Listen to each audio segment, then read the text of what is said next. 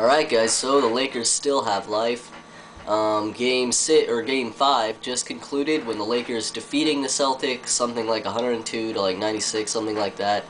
Basically, to summarize the game for you if you didn't watch it, just like in Game 4, the Lakers come out, they get a 19-point lead, you know, Kobe's hitting on all cylinders, and then all of a sudden, just like in Game 4, the Celtics come back in the second quarter, tie it up with the Lakers, and diminish that lead completely that the Lakers had built up.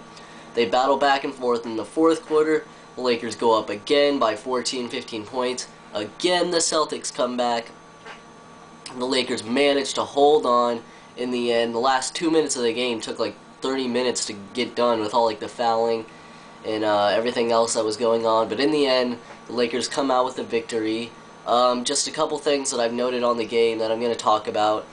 If the Lakers have any chance at all at defeating the Celtics, they're going to have to play the lineup a lot that they played in the last, the majority of the fourth quarter until the end of the game, which was no Radmanovic, no Sasha, and no Luke, because those guys are simply not athletic enough to cover the Celtics. I mean, if you watch this game, Paul Pierce, Ray Allen, and even Kevin Garnett were just far, far, far too athletic than the people that were covering them. James Posey was even blowing by people. I mean, it was just pathetic. The Lakers, Sasha couldn't guard anybody that they put him on. Even Gasol was having a really hard time covering Garnett, and it was just kind of pathetic how much more athletic the Celtics were.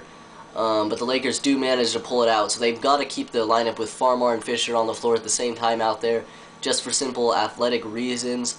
I think it's going to be very, very difficult for the Lakers to pull this out, winning 2 games in a row. They had a hard trouble tonight on the home court again. I think they're just going to have to keep mental focus if they have any chance in this at all. Kobe's just going to have a hell of 2 games, the best 2 games of his career, and really put this team on his back, because really athletically and skill-wise, he might be the only player that can match up to Boston's big 3, because the role players around the Lakers just aren't really doing their job right now. And, Gasol and Sasha, those guys just aren't even athletic enough to really be on the floor a lot. That's basically my observation of the game. We will see what happens. Talk to you later. Please subscribe if you already haven't. And see ya.